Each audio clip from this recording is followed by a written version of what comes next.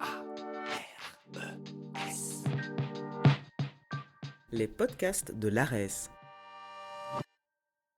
Votre passeport sonore pour mieux connaître et mieux comprendre l'enseignement supérieur en Fédération Wallonie-Bruxelles. Zoom.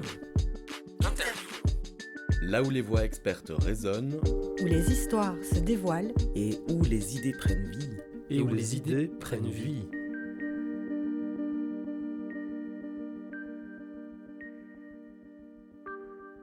Bonjour et bienvenue dans ce nouveau podcast de l'ARES. Aujourd'hui, nous recevons Alice Hetkind, lauréate de la 7e édition du prix Maestat de la catégorie de doctorat. Ce prix récompense en Fédération Wallonie-Bruxelles les travaux de fin d'études innovants sur la thématique de l'enseignement. Dans un contexte où l'enseignement supérieur opère une transformation numérique, Alice, doctorante à l'Université catholique de Louvain, s'est intéressée à l'apprentissage à l'université à travers la vidéo interactive, ainsi qu'à l'efficacité de l'explicitation neutralisée par les pratiques numériques du public étudiant. Cette thématique est née de son propre vécu, où la vidéo interactive s'est imposée comme un dispositif numérique propice à l'enrichissement des expériences d'apprentissage. Pour en apprendre plus sur ce travail, je vous invite à écouter ce podcast et vous souhaite une bonne écoute.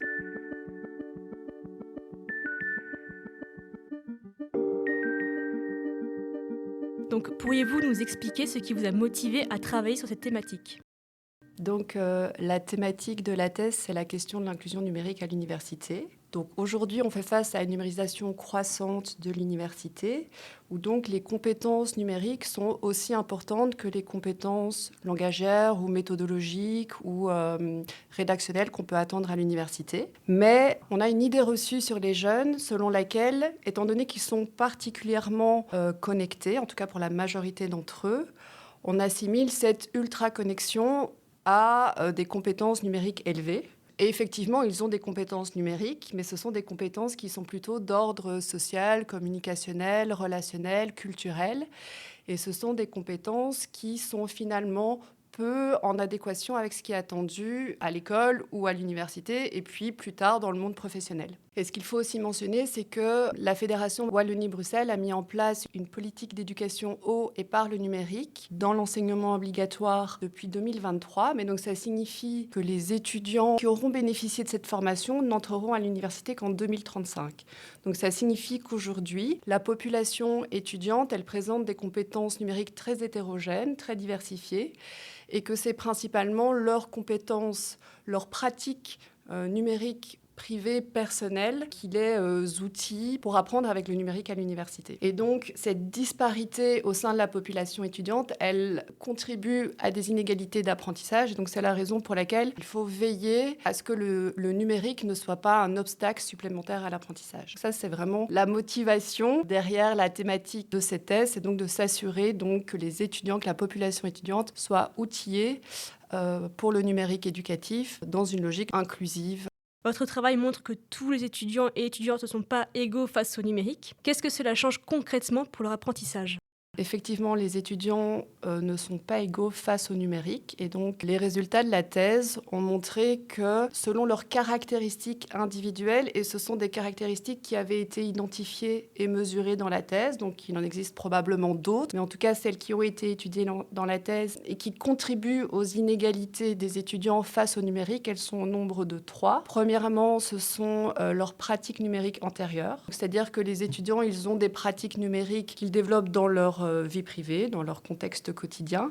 Et donc, ils transfèrent ces compétences numériques, ces pratiques numériques dans un contexte éducatif. Et ce sont donc des compétences qui ne sont pas adaptées à un contexte numérique. Une des manières qui rend les étudiants inégaux face au numérique, c'est leur compétence à transférer des pratiques privées dans un contexte éducatif. Une deuxième caractéristique individuelle qui influence la manière dont les étudiants interagissent avec le numérique, ce sont leurs capacités à auto-évaluer leurs besoins en apprentissage et à adapter des stratégies en consultant un outil numérique. Donc, c'est la capacité à décider de faire une pause, remonter dans la vidéo, prendre des notes complémentaires. Donc, les étudiants ne sont pas armés de la même manière pour déterminer leurs besoins d'apprentissage et adopter une stratégie de consultation en conséquence. Et la troisième caractéristique individuelle qui avait été étudiée dans la recherche et qui donc intervient dans la manière dont les étudiants interagissent avec un outil numérique, là, on est sur des les inégalités plus structurelles, c'est l'origine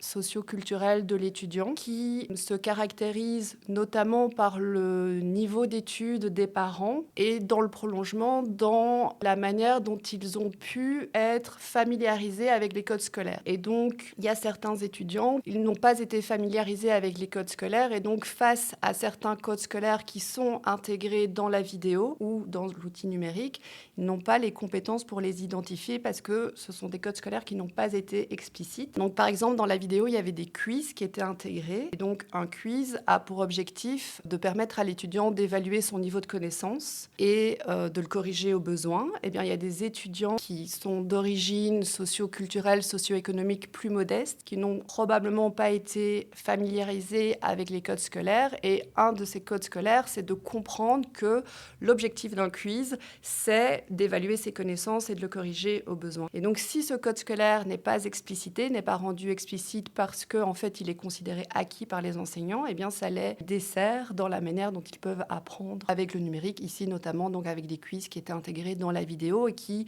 conditionnent la manière dont ils doivent consommer la vidéo, notamment en remontant dans les vidéos pour corriger leur niveau de connaissance, etc.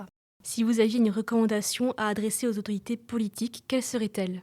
Eh bien, une des recommandations de la thèse, c'est de former au numérique tant les étudiants que les enseignants. Alors, les étudiants, étant donné la politique d'éducation au et par le numérique de la Fédération Wallonie-Bruxelles, avant 2035, on a une population étudiante avec des compétences numériques diversifiées. Donc, il faudrait former au numérique les étudiants de première année de bachelier qui entrent à l'université pour assurer une remise à niveau de l'ensemble de la population étudiante du premier cycle. Et donc là, ça passe par sensibiliser à l'écart qu'il y a entre les pratiques personnelles des étudiants et les exigences du monde académique. Ça passe aussi par promouvoir l'autonomie, l'autorégulation de l'apprentissage numérique. Et puis, donc, former également les enseignants et les sensibiliser aux compétences aux pratiques numériques des jeunes et à cet écart qu'il existe entre leurs pratiques réelles et les exigences qu'ils peuvent avoir à l'égard des étudiants. Et aussi former les enseignants au moment de la conception pour qu'ils prennent en compte la diversité des étudiants en termes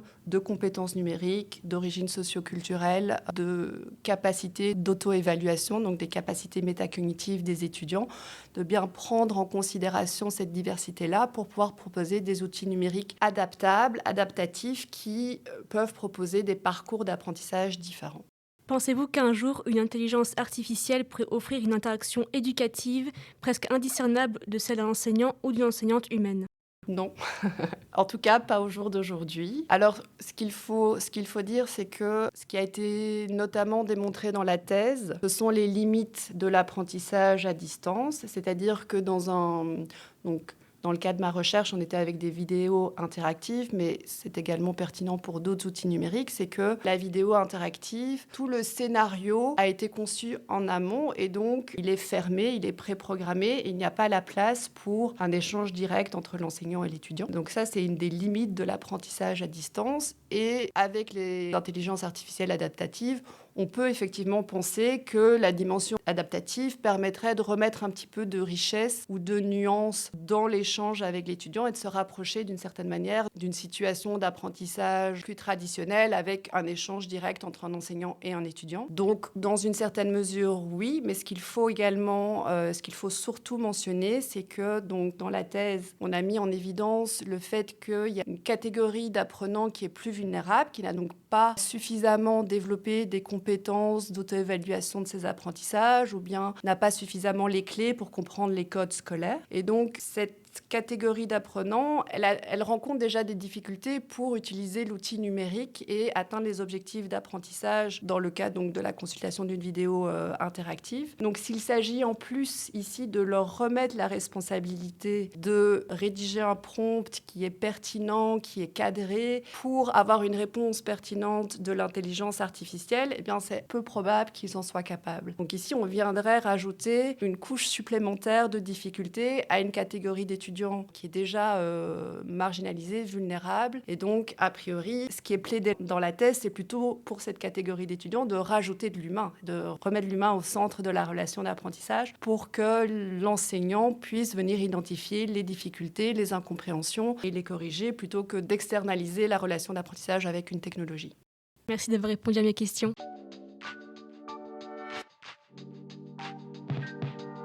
Les podcasts de l'ARES. Merci d'avoir embarqué avec nous dans cet épisode du podcast de l'ARES. Retrouvez nos interviews, nos tables rondes et nos reportages sur votre plateforme de podcast.